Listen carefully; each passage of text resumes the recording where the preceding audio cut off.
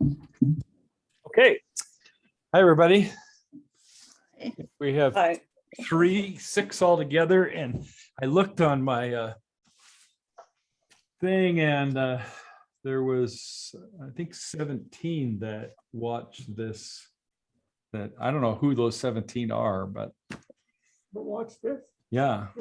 So I guess it's That's worth good. it's worth recording. Good.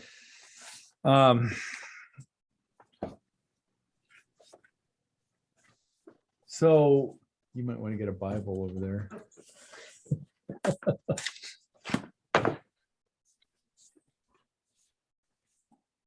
So what we're getting into now, remember, this is 3 books actually put together: parables of the kingdom, parables of grace, and parables of judgment. We are in parables of judgment. And these parables tend to come and be around the Jesus' death. And as he's going to his death, that's where these parables are generated. So they tend to be more, they're more focused on death and resurrection and things like that. And so Jesus was making all these final predictions of his death, and the disciples, kind of goes right over their heads, and they don't want to deal with any of these negatives that Jesus seems to be talking about. So they go to things that that they do like, which, like, who's going to be greatest in the kingdom of heaven, and which, it's kind of like us all. We like winning, we don't like losing. So this is kind of where we're at now. I want to go, if you have the big book, it's 4:15, but if you don't, it's like the 3rd page in on chapter 6, which is what I think we're on, right? Chapter 6. Okay.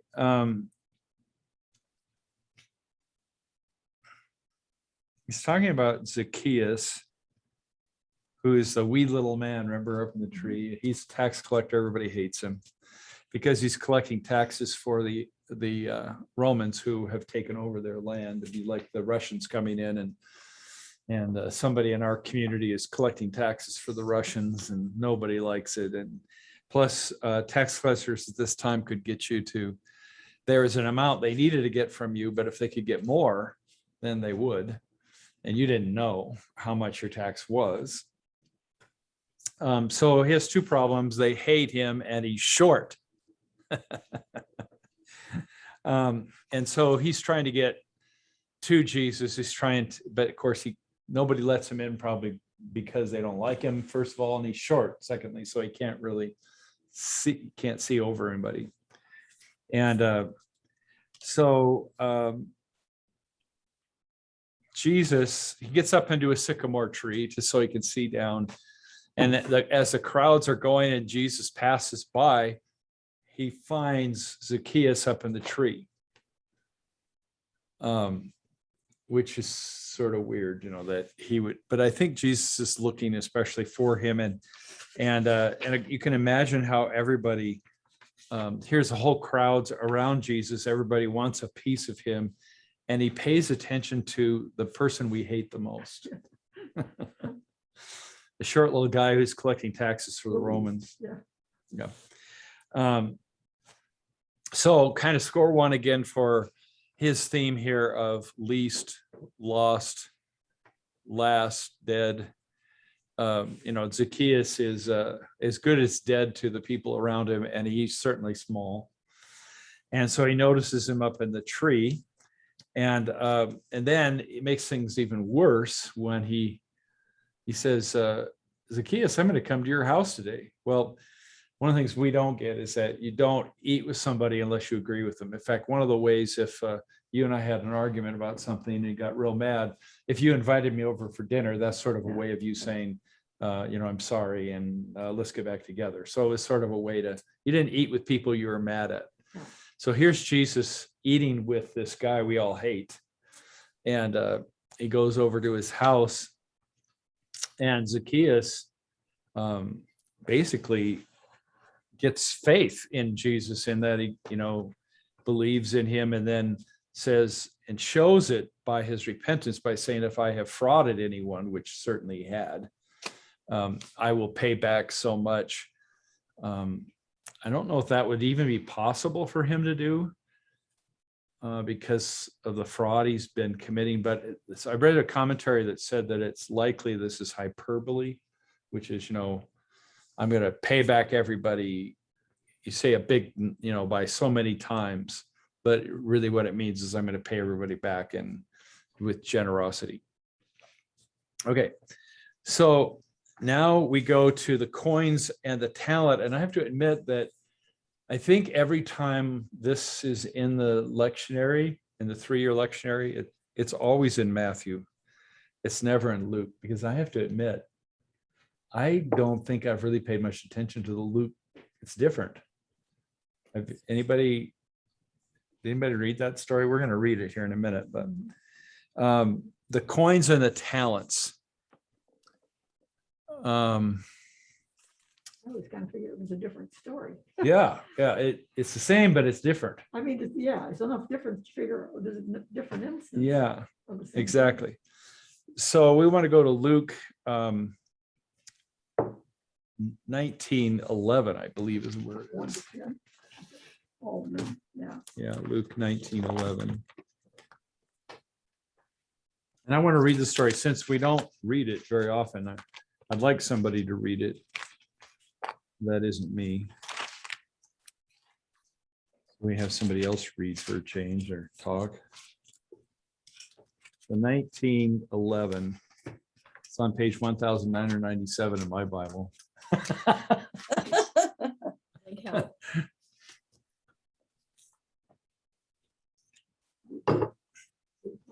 No. The 10 minas. Just before we read, let me just tell you what a mina is. I think it's, what do you say here? A minas was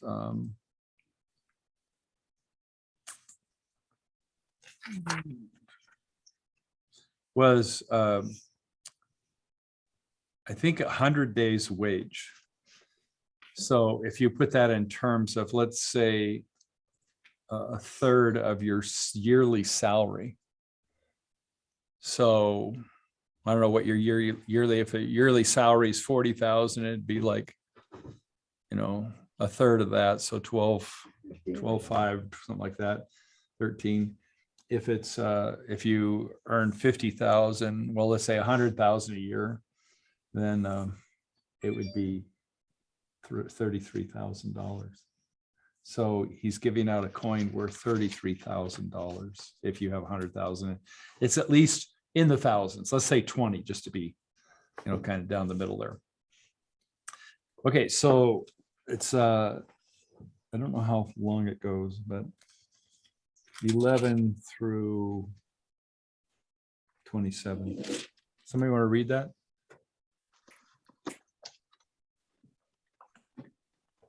How far? Okay, From 11 to what? 27, I think. As they were listening to this, he went on to tell a parable because he was near Jerusalem and because they supposed that the kingdom of God was to appear immediately. So he said, a nobleman went to a distant country to get royal power for himself and then returned.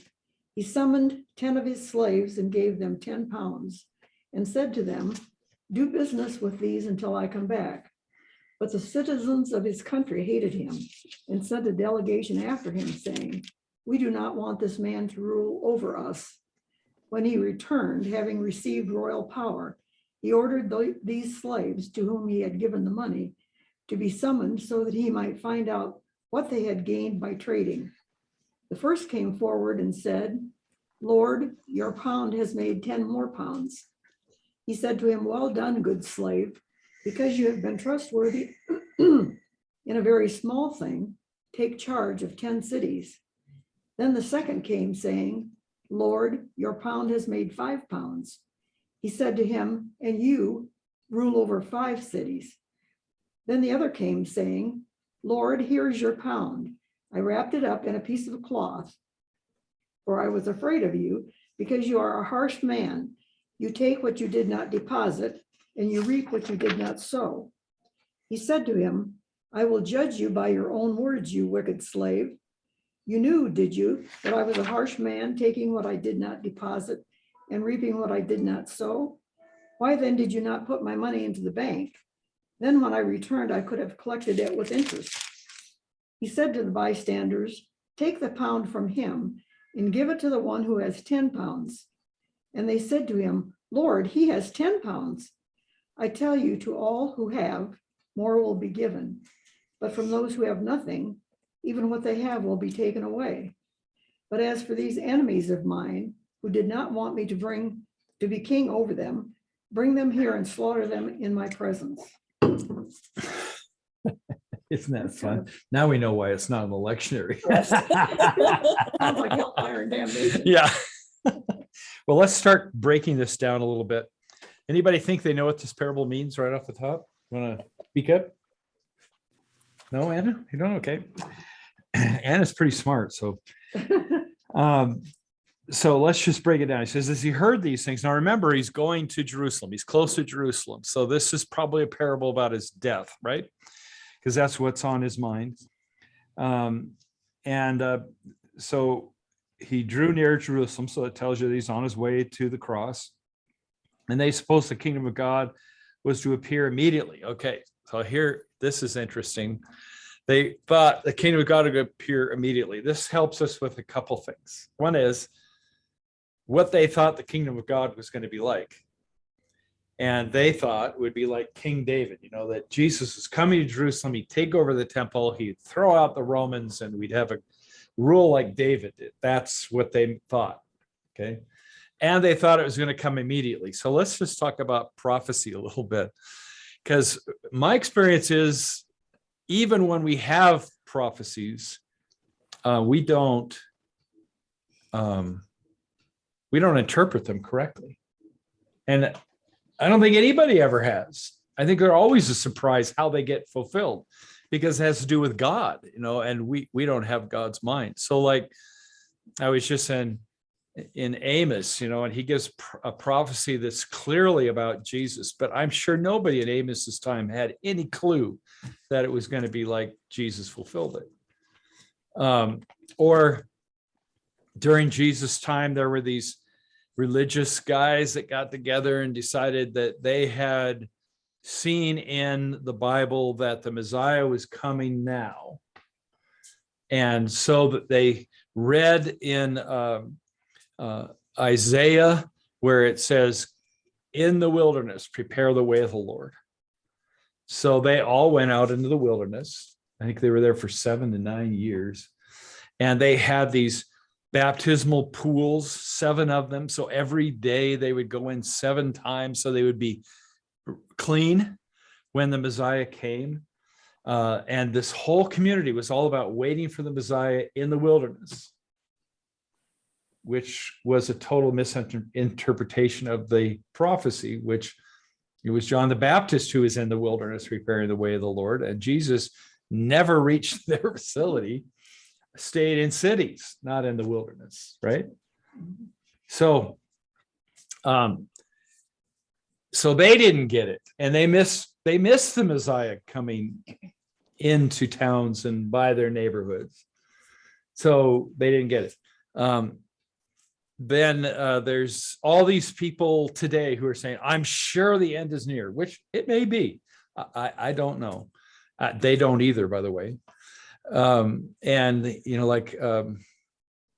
think Peggy was telling me about her Bible study she was in, where the pastor, not the pastor, but the leader of the Bible study said that she was sure this was the end times, because just look at COVID. We've never had anything like that before. Really? You ever heard of the Black Plague? You ever heard of 1917 when this almost same virus was here killing people? I went to a graveyard that had a mother and 5 of her children all lined up, died at the same time from COVID back in 1917. So we've always done that, right? We always think we know when, we always think we know how, we always think it's the time. Well, I would say, rather than try and figure out the time and waste your time with that, just be ready, for whenever it happens. That would be the most important thing. So So there's a couple things that kind of help us here. They suppose that the kingdom of God was to appear immediately. Okay, it does, but not in the way they ever imagined. And so he said, therefore, a nobleman went into a far country to receive for himself a kingdom and then returned. Okay, so who is this guy? Well, this is Jesus, Jesus, right? but you Yeah. know, Yeah, he's. how do they know that for sure? They don't know that for sure. Jesus always, his parables are always sort of obtuse, Okay. hard to grab Yeah. onto. Well, I read what this guy says. I mean, I'm not saying he's not right, but how is the average person going to figure that out? They're not. And a lot of Jesus' parables are meant to confuse them. So to kind of knock them off their, they have preconceived ideas. So Jesus' parables are often kind of to knock them off of what they think they know. And then they go, well, I don't even know what that means. What does that mean? And, even the disciples have to have him explain, what does this parable mean? So they're not getting it either. So doesn't that kind of make it? What's the purpose then? I mean, Okay. you said to confuse people, but definitely did that. So when Jesus asked this question, he said, I tell parables so that people who know won't know, who see, or, people who see won't see, people who see, who don't see will see. And so we all come with these preconceived ideas that we think we know what God is like. We think we know what, Jesus is all about. They thought they knew exactly what the Messiah was about. And Jesus is coming along to knock out the underpinnings of what we think. But then he didn't actually. I mean, how do we actually know what he wanted us to know then? Well, I think right now we're figuring it out. I think these parables aren't so much for the people at the time, but they're easy stories to remember and write down for you. Oh, So for future generations. Yeah. Jesus isn't just about the moment. Jesus is working. So his purpose in making it confusing is for the future generations rather than. Well, for them too. Purpose of making it confusing is to make it confusing. So that you can't think, because see, if we could sit down and if they could have sat down and figured all this out, well, then it would have been all about them and not God. Well, and then everything would have ended. Nobody would have continued to question. Yes. I can see that part. Yes. Yeah. Because I'm still questioning. Yeah. It's good, isn't it? I mean, 2,000 years later. Isn't it fun? We can go through this parable. I'll give you what Capon and what I know about it, but we can study this. That won't be the end of studying this parable. I mean, there's tons of stuff we're not going to even touch upon that I don't even know, that Capon doesn't know, that nobody knows, or people are still finding out. That's the fun part of. It's also the confusing part, right? Is that right, Anna? Okay. Okay, so I'll keep reading. It says, a nobleman went to a far country to receive for himself a kingdom and then return. So that's Jesus coming to earth to receive the kingdom, to be the king of this earth, and then to return back to heaven, which is exactly what he does. And so calling it 10 of his servants, I don't know why he chooses 10 here, why he could have chosen 12. Because these servants are us and the disciples. And far off country, received for himself a kingdom and then returned. Calling 10 servants, he gave them 10. I have minas, you had pounds. And a mina, this has a note for minas, which I already talked about. Let's see what mine says 3 months' wages. There you go. And that's kind of what we were saying. So a third of your yearly salary. This is another thing of Jesus when he does these parables. The amounts are huge. And we don't see that by the translation a lot of times, but that's a huge amount. So he gave each of them 20 grand. I had an idea, we should do it here maybe, but I had an idea. We had about $100,000 in the bank. No. Yeah, it was about that much. And I said to the council, I think here's what we should do. We should give each family $1,000 And see what they can do with it. and see what they can do with it. That'd be fun. And a year later, people would bring back wouldn't that be exciting? Did your church go for it? They didn't. They thought that was irresponsible. I thought it was really biblical. And Just curious. we could do that here. We could try. Wouldn't that be fun? And it'd be a great way to kind of live out the parable, to take that, maybe each gets $1,000 and maybe you get together with your kids and you make something that you sell or something and you buy the materials for it and you sell it throughout the year and you end up with $2,000.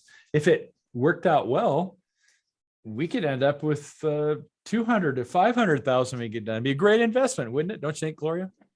Yeah, well, if the interest rate was okay, but You'd put yours in the bank, huh?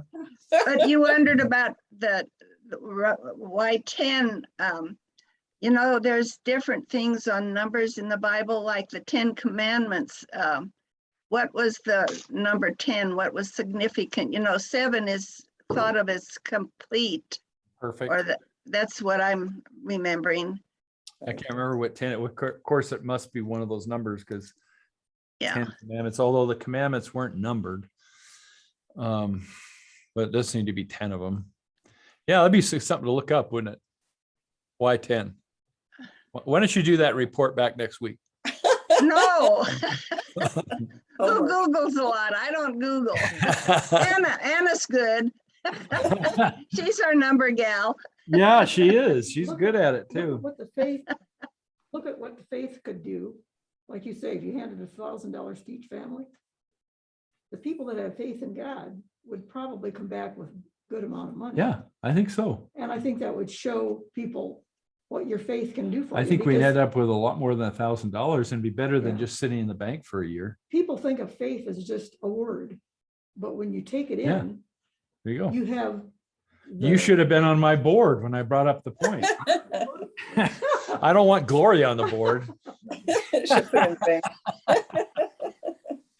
Okay, so let's keep reading. So calling 10 servants, he gave them 10 minutes. So there's must be something to 10 because it's in here twice. And said to them, engage in business. I love that. Jesus is an entrepreneur. Engage in business until I come. But his citizens hated him and sent a delegation after him saying, we do not want this man to reign over us. So here's this is a precursor to what's going to happen, is that the people there aren't going to want him there. They don't like him and they don't want him to be king. They don't like his kingdom. We still don't like his kingdom much today. But so he has these 10 people though, that are going to do something with this money. So when he returned, having received the kingdom, that's code for dying on the cross. He ordered these servants to whom he had given the money to be called to him, that he might know what they had gained by doing business. The first came before him saying, Lord, your mina, or whatever it is, has made 10 minas more. And he said to him, well done. Way to go. Because you've been faithful a little, you also be given a lot more.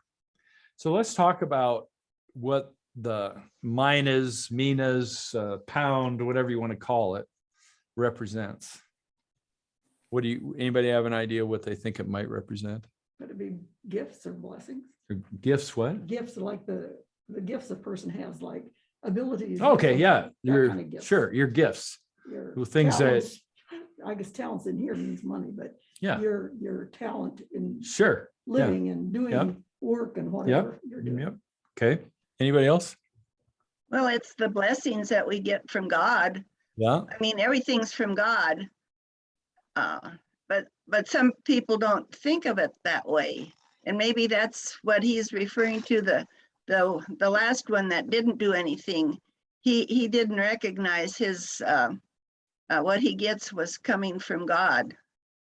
I think he was selfish and he thought it was his. Okay. That's very true. Okay, so I would think, and I don't think that's wrong, either one of those things. I would think, what would happen if this was something like forgiveness? Forgiveness and loving and grace Grace. that is extended to us. That could be the 10 or the mina, the third of your salary. And that's what we trade in as Christians. We trade in forgiveness.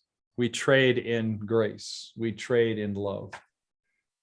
Now that's what Capon comes up with. That's what he thinks. I think that's kind of a neat thing. And I don't think many of us as Christians think of ourselves as trading in forgiveness. That as we've been forgiven, like the Lord's Prayer said, he brings that up in here. As we've been forgiven, so also we forgive. Lord's Prayer, right? So that's an interesting thing to think about, that when we don't forgive, we're kind of like this guy who buries it in the sand or the dirt. But when we do, we're trading, and it's an investment in others, that God is invested in us, right?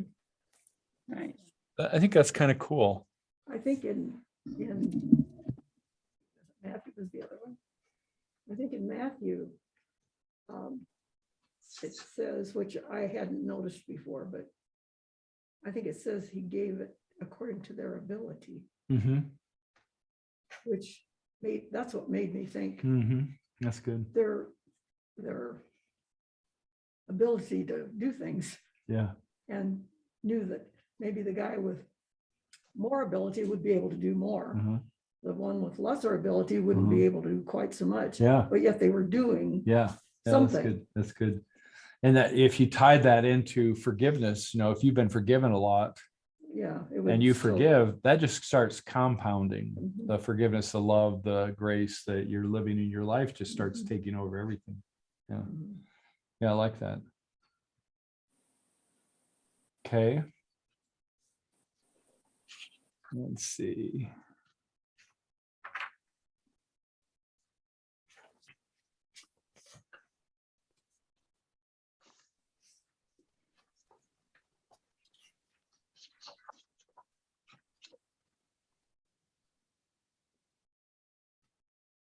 Let's look at the guy who buries it in the sand. And let's just we can take your idea of talents or anything else, and what does that represent in this story? What is Jesus getting at? The person who doesn't do anything with it, doesn't even invest it in a bank, but just hides it. So what is that person doing? Well, I Describe that. think for one thing, he was afraid. He knew that the master was a hard man.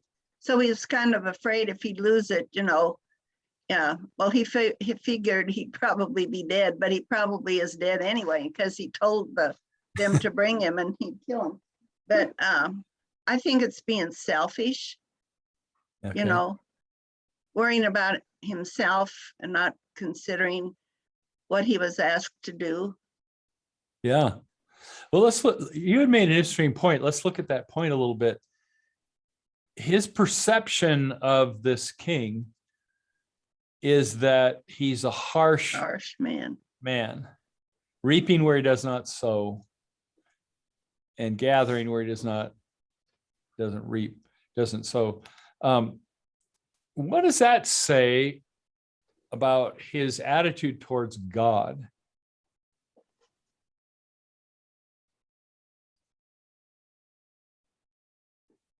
What's his attitude towards God, towards this king? Oh, he's probably jealous. He's what?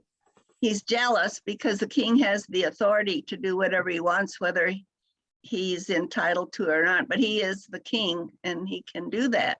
Okay, so he could be jealous of the king. Right. No, But he was Careful. afraid, I think he was afraid of him. fear. Fear. Yeah, he's fearful of the king. That's how he's really responding out of fear, isn't he? Yeah. Yeah. What's he not responding out of? Love. Love, Obedience. Obedience. forgiveness.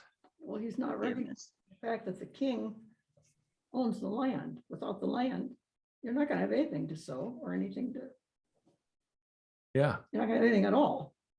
I think, like people today think, big business, while they do have a lot of money, they also own the things that, the companies that the people are working in. And they have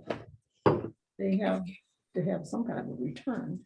Well, it's interesting you bring that up because this story starts that way. Jesus gives them a large amount of money and says, go do business with this, Mhm. right? I mean, that's right within the wheelhouse of a business.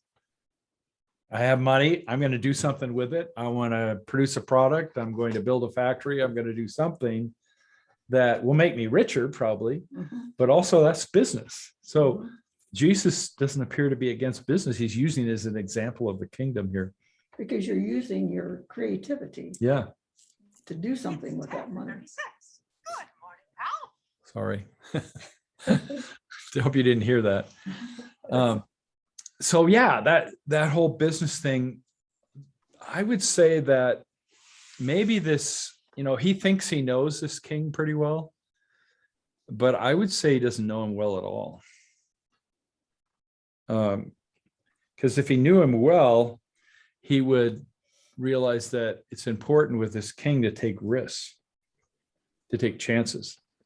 What do you think the response would be if a person took this $20,000 and legitimately and honestly tried to do something with it, but lost all the money? What would be the king's response? He would be forgiving because he took the risk. Yeah. He would pat him on the back. He at least tried. Yeah. You just failed, but you did well. Yeah. He took a risk. I think this is a key to church growth, by the way, that churches that take risks will grow. Even if some of the risks they're taking fail miserably, they're still taking risks all the time. And churches that get scared to take risks and turn inward tend to die. And it's probably the same with personal It is. lives.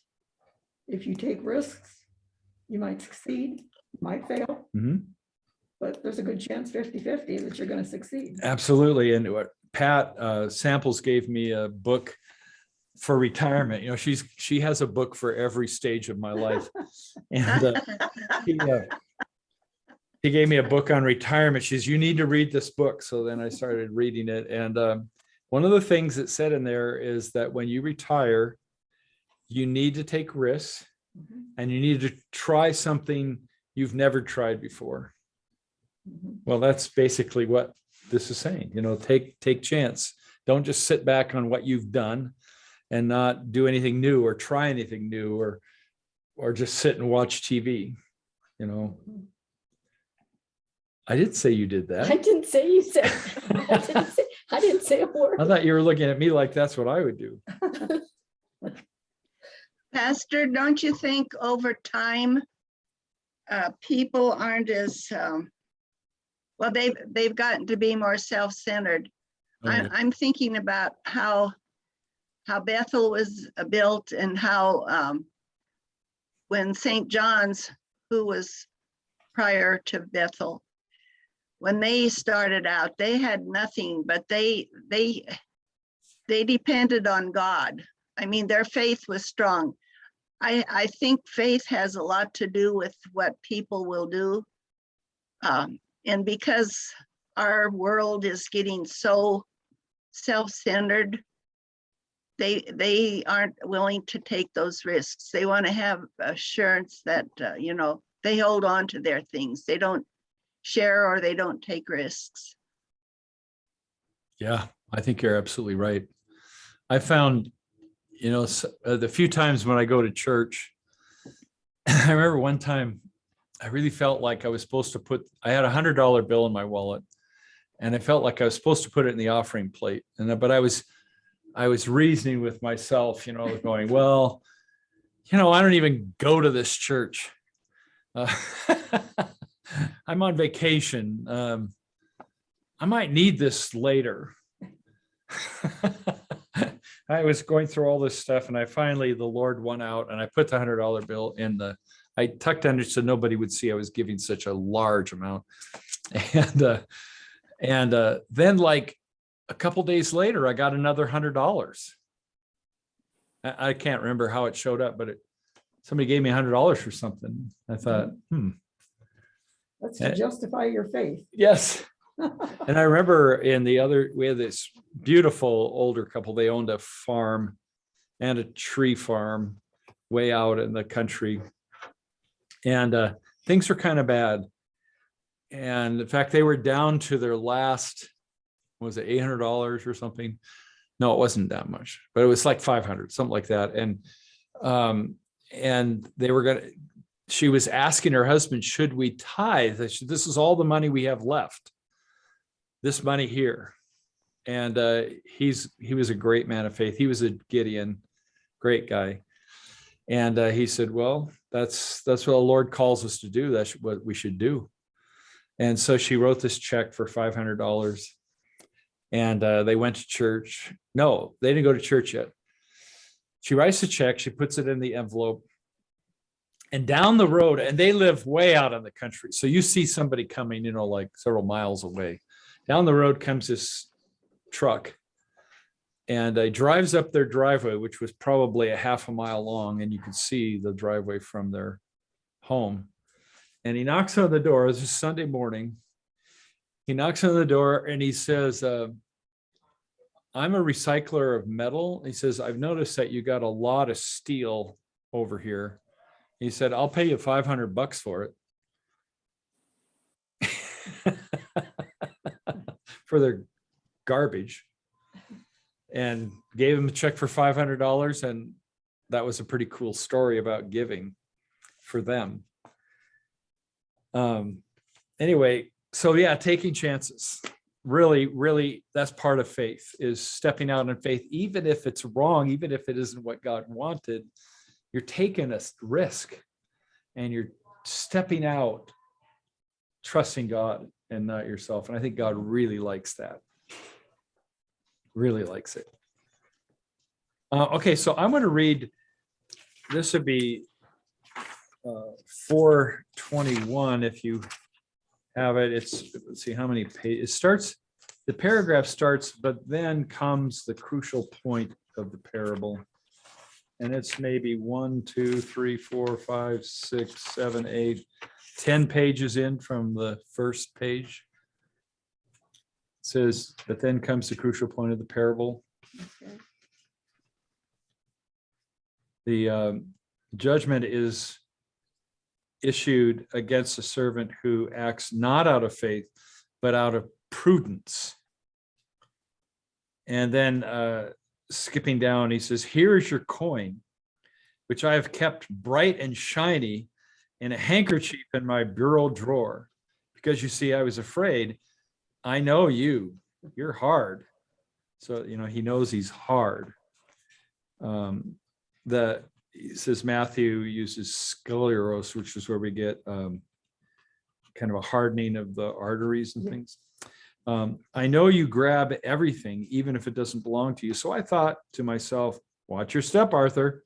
If he keeps track of every penny everywhere, if he keeps track of every penny everywhere like that, even when it's not his, just think how mad he's going to be if you should happen to lose something that was his.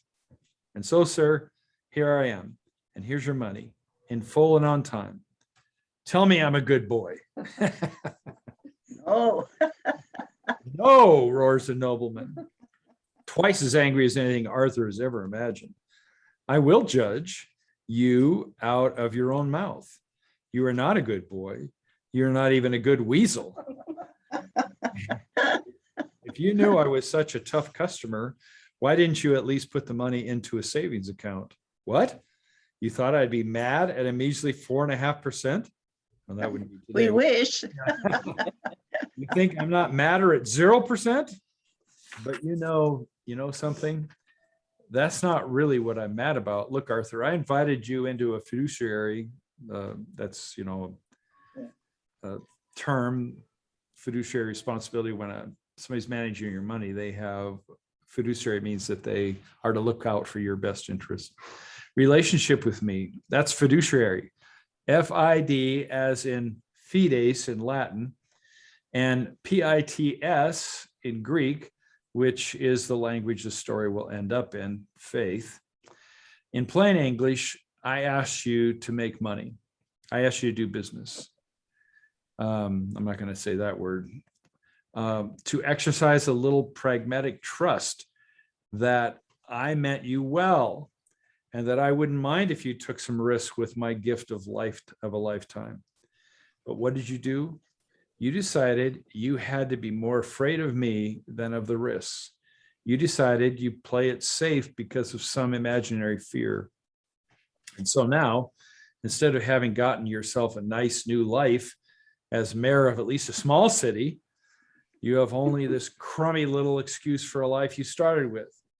As a matter of fact, Arthur, you haven't even got that, because you know what I'm going to do? I'm going to take what I gave you, and just for fun, to show the outrageousness of grace as the laborers in the vineyard, I'm going to give it to the guy over there who already has more than he knows what to do with. And you know what I'm going to do with that? First of all, to remind everybody that when I give you a gift, grace and forgiveness, I expect you to do business with it, to keep it moving, to forgive others as you have been forgiven. See the Lord's Prayer.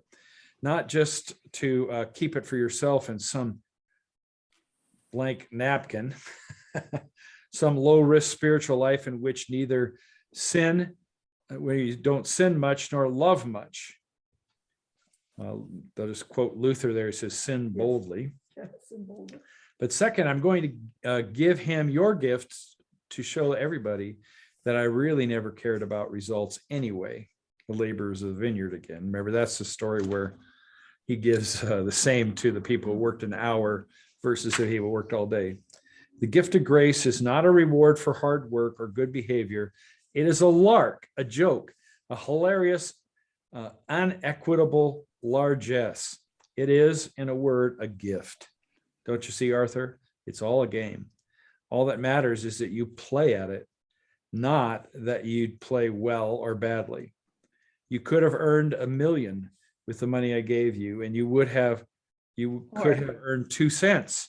You could have even have blown it all on horses for all I care. At least that way you would have been a gambler after my own heart. But when you crawl in here and insult me, Mr. Risk himself, Jesus, the vindicating judge, by telling me you decided that I couldn't be trusted enough for you to gamble on a 2-bit loss, that I was some legalistic type who went only by the books, judgment by law instead of grace. Well, so that kind of gets to the fact that he didn't really know this person at all. And, since we do know this, and so many of the parables of Jesus are all about extravagance. The kingdom of heaven is like a king who throws a party, invites everybody to come. I imagine a party in a kingdom where everybody's invited. That's a huge party. I mean, that's a lot of champagne. Cases and cases. His first miracle was to take, Wine, water. like, was it 5 or 6 50-gallon containers of water and turn it into the best wine you could taste. Doesn't that say something about who this guy is from the very beginning? Extravagant, only the best. His mother, I think that's a great story because his mother's so Jewish, he says, it's not my time. Do Yeah. whatever he says. Don't tell anybody. That's great. Jewish mom, they can get anything done.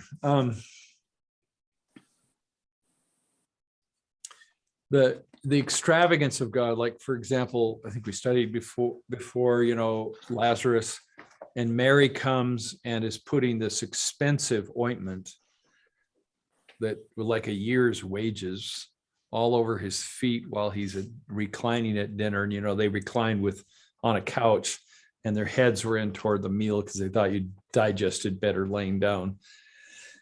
And so she's putting this expensive ointment. Of course, guess who it is who objects to that? The guy stealing money out of the, Judas. Churches off. He objects to it because where is he tied up? He's all tied up in himself and the money, and he has totally missed the extravagance of Jesus being around him for several years. How do you miss that? And he complains about it, and he says, she's preparing me for my burial. So shut up.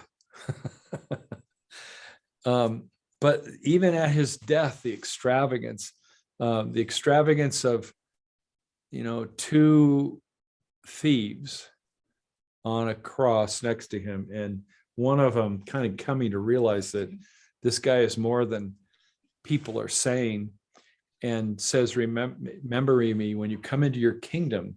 That says a lot, that he knew this was a king. Probably one of the few people at the cross who actually got it. Except for maybe the Roman soldier who says, truly, this was God's son. But he forgives somebody. It says, today you'll be with me in paradise. Forgive somebody while he's dying on the cross. That's pretty extravagant. Thinking, and then he thinks about us. He says, God, forgive them for what they do. They don't know what they're doing. That's pretty much us all the time, isn't it? We don't know what we're doing. But it would be good to have that heart. My sermon this Sunday is on Amos.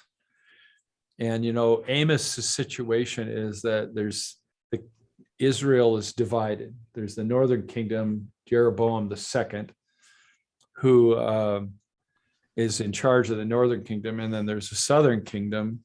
I think the northern kingdom is called Israel. Southern's Judah, or maybe I have that backwards. And Amos is in the southern kingdom. He's not real happy what's going on there, but he's really attacking Jeroboam. And it's interesting, when I was in Jerusalem, we went up to Dan, which is where the tribe of Dan was. It didn't used to be Israeli territory until the 6-day war. I can't remember how many days. It didn't last very long because Israeli intelligence back in the 60s found out that they were going to be attacked. And so the day before the war was going to start, I think Jordan was going to attack them. They went and flew in and blew up all their jets on the ground. And so they had no air power. And in 6 days, the Jews wiped them out and then took over the northern part, which was Dan, where the tribe of Dan eventually ended up. They were down south near Gaza, but that didn't work out very well. So they moved. They were too close to enemies, so they moved up north. But we went on this hike, and it's the springs that start the Jordan River. There's water coming up all over the place, and it comes into a stream, which becomes the Jordan River. And we hiked probably 1.5 miles, 2 miles back in, and there was this unearthed temple that we know Jeroboam II built 2 temples, one up north and one down south. This is the one up north. And it was so interesting because when we were reading about it, it said that when they dug it up, they found a statue. No, not the statue was long gone, but they found a plaque that was on this pedestal, and what was on the pedestal was a bull, which was the god of Baal. And underneath it says, "Hear, O Israel, the God who brought you out of Egypt." That's what it said. And that's what Amos is railing against, is that they had brought in other religions, and the temple itself wasn't built like God told them to build temples. It had steps, hewn steps, and God said, don't do that because that's like the other temples. But it's interesting that, to see that temple does actually exist. But, Amos is railing against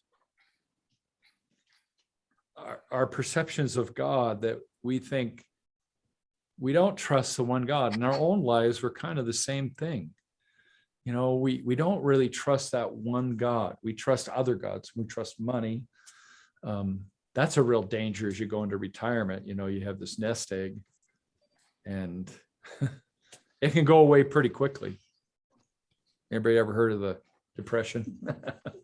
It can go away pretty quickly. And so if you put your trust in that, you're going to be nervous and scared. And that kind of, when you are nervous and scared, it kind of tells you you're trusting something besides God himself, right?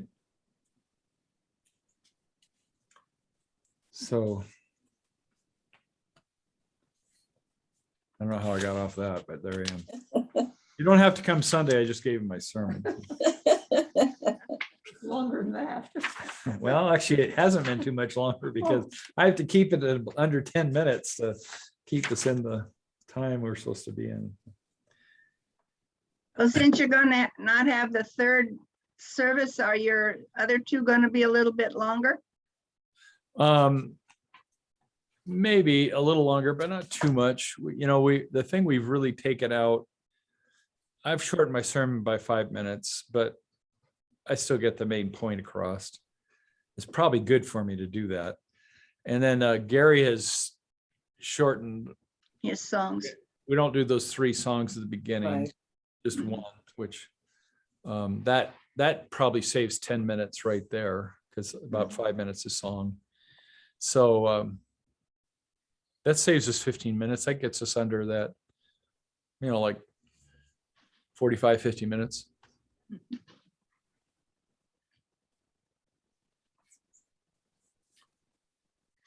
So that's what I have. Next week is kind of weeping, Palm Sunday, the weeping of Jerusalem, the cleansing of the temple, and the curse of the fig tree. So we'll do that. That's chapter 7. We're not going to get through all these chapters before I leave, so we'll just keep knocking them out. Well, then you just have to stay. Yeah, you just have to stay there. Yeah, you have to stay. Which is more important, our faith or your? You are good. Give you a little guilt there. I'm glad she's not my mother, because that was I always used to say to my mom, pack your bags, you're going on a guilt trip.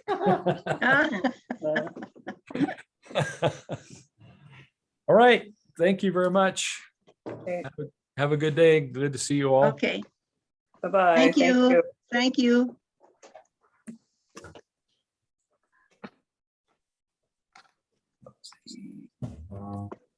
Called Mary